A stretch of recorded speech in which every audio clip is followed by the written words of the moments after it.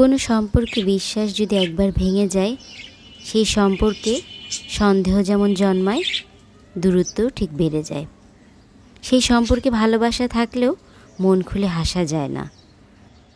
ভাঙা কাঁচ যেমন জোড়া লাগে, কিন্তু দাগ থেকে যায়। বিশ্বাসটাও ঠিক তেমন। বিশ্বাস জোর করে আদায় করা যায় না, এটা অর্জন করতে হয়। আসসালামু আলাইকুম এভরিওয়ান। রূপালীর দিনরাত্রির পক্ষ থেকে আমি রূপা আপনাদের সবাইকে স্বাগতম জানাচ্ছি আমার নতুন আরেকটি ব্লগ দেখার জন্য।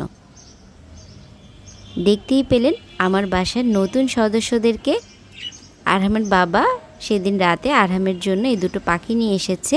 আমাদের বাসার নিচে একটা পাখির দোকান আছে, সেখান থেকেই পাখিগুলো নিয়ে এসেছে।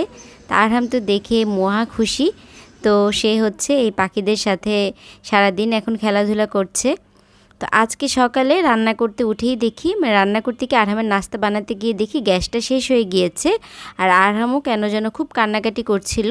তো এর জন্য আরহামকে একটু খুশি করার জন্য আমরা বারান্দায় চলে এসেছি আমার ইলেকট্রিক চুলাটা নিয়ে, যে বারান্দায় আরহামের নাস্তাটা বানাবো। এটা দেখে আরহাম খুব খুশি হয়েছে, বলছিল যে ও রান্না করবে। তো ওকে পাশে বসিয়ে রেখে আমি হচ্ছে ওর জন্য ঝটপট করে একটু ব্যানানা প্যানকেক বানিয়ে নিচ্ছি। এটা হচ্ছে ঝটপট রেসিপি, কোনো কিছুই না।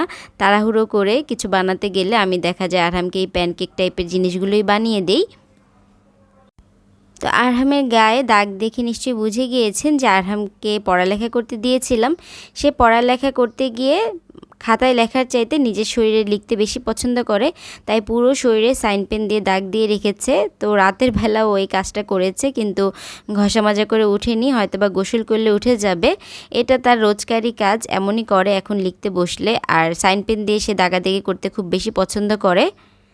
তা আমি প্যানকেকের উপরে একটু মধু দিয়ে দিলাম। মধুটা দিয়ে খেতে কিন্তু বেশ ভালো লাগে প্যানকেক, যেহেতু আমি বেনানার সাথে আর কোনো মিষ্টি অ্যাড করিনি। মধুটা দিলে একটু মিষ্টিটা অ্যাড হবে আর খেতেও ভালো লাগবে। এখানে হচ্ছে সেহরির প্রস্তুতি নিচ্ছি। সেহরি বলতে মানে আমরা হচ্ছে ইফতারির পরে হচ্ছে খেয়ে নিই। সেহরিতে দেখা যায় শুধু একটা ডিম সিদ্ধ বা কোনো একটা ফ্রুটস খাই। তো এই রাতে খাওয়ার জন্য রান্না করছি। তো যেহেতু গ্যাস নেই, আমি হচ্ছে আজকে একটু ঝটপট খাবার বানাচ্ছি। আজকে ডিম ভাজি আর এই যে বেগুন ভেজে নিচ্ছি। তো চিন্তা করলাম সাথে একটা আলু কেটে দিয়ে দিই, আলুটা ভর্তা করে নিব। এভাবে ভেজে ভর্তা করলে কিন্তু আলু ভর্তা অনেক বেশি মজার হয়। পিয়া পিয়া আইডি থেকে একজন আপু সব সময় আমাকে খুব সুন্দর সুন্দর কমেন্ট করে। তো কিছুদিন আপু কমেন্ট করেনি, তা আপুর কথা আমি কোনো ভিডিওতেও বলিনি। এর জন্য আপু খুব মন খারাপ করেছে, খুব কষ্ট পেয়েছে, মোটামুটি বলা যায় আমার সাথে রাগই করেছে। তা আপু আমি কিন্তু তোমাকে ভুলে যাইনি। এই যে দেখো আজকে ভিডিওতে কিন্তু আমি তোমার নামটা নিয়ে নিয়েছি। প্লিজ রাগ করবে না মিষ্টি আপু, আমাকে একটু কমেন্ট করে জানাবে। তোমার কমেন্ট পড়তে কিন্তু আমার ভীষণ রকমের ভালো লাগে।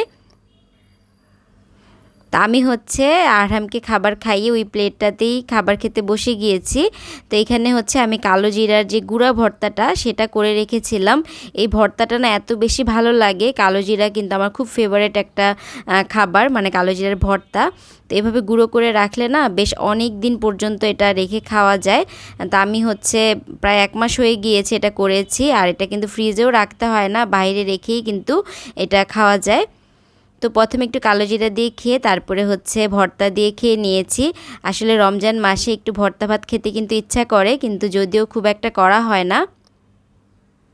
সংসারের প্রয়োজনীয় জিনিসের তো আর শেষ নেই, আর সংসারের কেনাকাটারও শেষ নেই। আমার মনে হয় আজীবন কেনাকাটা করলেও সংসারের কেনাকাটা শেষ হবে না। তো কিছুদিন আগে মার বাসায় গিয়েছিলাম। তো মার বাসায় যাবো আর আমি কিছু কেনাকাটা করব না, সেটা কিভাবে হয়? 99 শপে গিয়েছিলাম, সেখান থেকে টুকটাক কিছু কেনাকাটা করেছি, সেগুলোই আপনাদের সাথে শেয়ার করছি। তো এবার যখন 99 শপে গিয়েছিলাম আর আমার বাবাকে সাথে নিয়ে গিয়েছিলাম, তাই খুব একটা জিনিস কিনে নিই, টুকটাকই কিনেছি। কারণ অহেতুক জিনিস কিনলে দেখা যাবে রাগ করে ফেলতে পারে। এর জন্য প্রয়োজনীয় যা দরকার সেটাই কিনেছি। বাসার ভিতরে এত বক্স আছে, কিন্তু কোনো একটা কাজের সময় দেখা যায় কোনো বক্স পাওয়া যায় না। তো এই বক্সটা নিয়েছি, 3টার সেট 120 টাকা প্রাইস ছিল। আর বক্সটা দেখতেও কিন্তু বেশ সুন্দর। তা আমি অন্যান্য জায়গায়ও দেখেছি, কোথাও 150 টাকা, কোথাও 200 টাকা এমন প্রাইসের ছিল। তো এখানে প্রাইসটা কম ছিল, তাই এটা নিয়েছি। আমি যেই 99 শপটা থেকে কেনাকাটা করি সেটা কিন্তু শুধু 99 পর্যন্ত না, মানে 1 টাকা থেকে 150 টাকা পর্যন্ত জিনিস ওইটাতে পাওয়া যায়, কিন্তু দোকানটার নাম 99 শপই। তো 150 টাকার উপরে আর জিনিস নেই, সব কিছু 150 টাকার ভিতরেই সীমাবদ্ধ। তো এই যে এখানে যে ডিম কাটার যেই জিনিসটা, এটা একটা কিনেছি। আমার আগে যেটা ছিল সেটা নিচের অংশটা আরহাম ভেঙে ফেলেছে, তো এটা দেখে ভালো লাগলো, মানে দুইভাবে কাটা যাবে। এটার প্রাইস ছিল 100 টাকা, তো এটাও নিয়ে নিয়েছি। আর সাদা কালার দেখে কিন্তু খুব বেশি ভালো লাগছে। তো বললাম না, এবার যেইটা দরকার সেটাই কিনেছি, অহেতুক কিছু কেনাকাটা করিনি। আর আরহাম তো এই 99 শপে গিয়ে অনেক টয়েস আছে এখানে, এই টয়েস দেখে পাগল হয়ে গিয়েছে। ও কয়েকটা গাড়ি কিনে নিয়ে এসেছে, এর জন্য আমি আর বেশি কিছু কিনিনি। তারপরে এই ব্রাশটা কিনেছি। এই ব্রাশটা অনেক বেশি সফট ছিল। অনেক সময় দেখা যায় ধুলাবালি পরিষ্কার করতে গেলে অনেক মানে চিকন জায়গা থাকে যেগুলোতে হাত যায় না, তো সেগুলো কিন্তু এই ব্রাশের সাহায্যে, বা অনেক শোপিস থাকে সেই শোপিসগুলো এই ব্রাশ দিয়ে খুব সুন্দরভাবে ক্লিন করে নেওয়া যাবে। এখানে এই স্প্যাচুলাটা কিনেছি, এটার প্রাইস ছিল 110 টাকা। আর যে ব্রাশটা সেটা কিনেছি 140 টাকা দিয়ে। আমি একটু অন্য রকমের স্প্যাচুলা চাচ্ছিলাম, কিন্তু আমি যেটা চাচ্ছিলাম সেরকম পাইনি। কাঠের হ্যান্ডেল যুক্ত চাচ্ছিলাম, কিন্তু কাঠের হ্যান্ডেলের ভিতরে এগুলোই ছিল, তো এটাই নিয়েছি। কাঠের হ্যান্ডেলটা হলে কি ধরতে অনেক বেশি সুবিধা হয়। তারপর আমি এখানে এই কিউট কাপটা নিয়েছি। এই কাপটা অনেক বেশি ভালো লেগেছে। প্রত্যেকবারই গেলে মানে দেখে দেখে রেখে আসি, নেওয়া হয় না, তো এবার গিয়ে নিয়ে নিলাম। আর একটাই নিয়েছি, যেহেতু আমি বেশিরভাগ সময় দেখা যায় একা একাই চা খাই, তো এর জন্য আমার জন্যই কাপটা কিনেছি। এটার প্রাইস ছিল মেবি 130 টাকা। আর সাইজটা খুব বেশি ছোটও না, মানে যারা মোটামুটি রকমের পরিমাণের চা খায় তাদের জন্য ঠিকই আছে। তারপর এখানে একটা ফ্রেগরেন্স যুক্ত ক্যান্ডেল নিয়েছি, খুব সুন্দর একটা ফ্লেভার ছিল, স্মেলটা ভালো ছিল। তো এটা নিয়েছিল 110 টাকা প্রাইস। এটা একটু ছোট সাইজেরটা ছিল, আর একটু বড় সাইজের যেটা ছিল সেটা ছিল 140 টাকা। আর ক্যান্ডেলটা শেষ হয়ে গেলে কিন্তু এই যে কৌটাটা এটাও কিন্তু কাজে লাগবে, এর জন্যই কিন্তু আমি নিয়েছি। যে কোনো রকমের ক্যান্ডেল দেখলেই না আমার কিনতে ইচ্ছা করে। ক্যান্ডেলটা আমার কেন যেন খুব বেশি ভালো লাগে। আড়ংয়ে গেলে তো আমি একটা দুইটা ক্যান্ডেল কিনে নিয়েই আসি। এখানে ছোট্ট একটা লাইট কিনেছি, এটা ব্যাটারিযুক্ত লাইট, যে কোনো ডেকোরেশন পারপাসে ইউজ করতে পারবো। এটার প্রাইস ছিল 60 টাকা। তো একটাই নিয়েছি, ইচ্ছা ছিল বেশি নেয়ার, তো আর বেশি নেইনি। আগে দেখি কেমন কাজ করে, তারপরে বেশি করে নিয়ে আসবো। আর এখানে দেখুন এই ছোট্ট কিউট পান্ডাটা কিনেছি। এটা না আমি অনেক দিনই অনলাইনে দেখেছি, কিন্তু কিনবো করে কেনা হয়নি। তো এটা যখন আমি পেয়ে গিয়েছি সাথে সাথে নিয়ে নিয়েছি। এটা মেবি 150 টাকা কি 110 টাকা প্রাইস ছিল, এরকমই হবে। তো পান্ডাটা সুন্দর লাইট জ্বলে, এটা হচ্ছে একটু পড়ার টেবিলে বা যে কোনো ডেকোরেশন পারপাস ইউজ করলে খুব বেশি ভালো লাগবে। আর পান্ডা জিনিসটা আমার কাছে এমনিতেও খুব বেশি পছন্দের, আর এটা এত ছোট হওয়াতে অনেক বেশি সুন্দর লাগছিল। পান্ডাটার সাথে একটা হার্ট দেয়া ছিল, তো হার্টটা কোথায় লাগাবো বুঝে পাচ্ছিলাম না। পরে দেখলাম যে হাতে একটা ফুটো দেয়া আছে, এখানেই হার্টটা বসবে, কিন্তু পুরোপুরি বসছিল না, পড়ে যাচ্ছিল। কিন্তু তারপরেও পান্ডাটা খুবই কিউট, আমার কাছে খুবই ভালো লাগছিল। তো দেখা যাক এটা আমি কোথায় রাখি। আমার কাছে তো অনেক কিউট লেগেছে জিনিসটা। আর প্রাইস যেহেতু কম, প্রাইস কম হলে সেই জিনিস কিন্তু আমি রেখে আসি না, পছন্দ হলে সাথে সাথেই কিন্তু নিয়ে আসি। অনেকেই জানতে চান যে কম প্রাইসে আমি কোথা থেকে জিনিসপত্রগুলো কিনি। আমি কিন্তু আমার আগের ভিডিওগুলোতেও অনেকবার শেয়ার করেছি যে আমি কোন জায়গা থেকে জিনিস কিনি। তারপরও আমি এই ভিডিওতে বলে দিব যে কম প্রাইসে আপনারা কোথায় গেলে এই ধরনের জিনিসগুলো কিনতে পারবেন। আরেকটা জিনিস শেয়ার করছি, এটা হচ্ছে কিনিনি, এটা হচ্ছে গিফট। আর এটা কিন্তু 99 টাকা না, এটা আরেকটু বেশি। এখানে একটা অয়েল জার, এই অয়েল জারটা অনেক দিন যাবতই কিনবো ভাবছিলাম। এটা হচ্ছে অয়েল জার প্লাস হচ্ছে স্প্রেও করা যায়, আর ঢালাও মানে ঢেলেও ইউজ করা যায়, এরকম একটা অয়েল জারই খুঁজছিলাম। তো আমাদের এখানেও আছে, কিন্তু প্রাইসটা একটু বেশি ছিল। তো আমার বড় আপু হচ্ছে যেখান থেকে কিনেছে সেখান থেকে বলতে গেলে আমাদের এলাকা থেকে প্রাইস প্রায় অর্ধেক দামে আপু কিনে এনেছে। তো আপুর জন্য আপু একটা কিনেছে, আমার জন্যও একটা কিনেছে। তো এটা হচ্ছে গিফট পেয়েছি আপুর কাছ থেকে। তো আপুকে অনেক ধন্যবাদ জানাচ্ছি আমার ভিডিওর মাধ্যমে। এমনিতেও ধন্যবাদ জানিয়েছি, আবারও ধন্যবাদ জানিয়ে দিচ্ছি।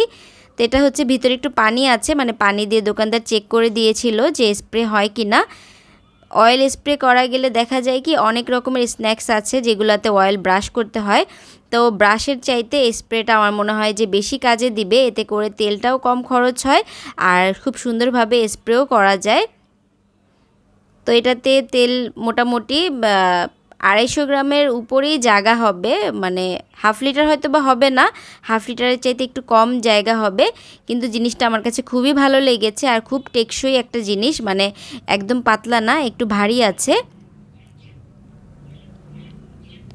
তো এখন বলি আমি কোন জায়গা থেকে এই জিনিসগুলো কিনি। এটা হচ্ছে 99 শপ।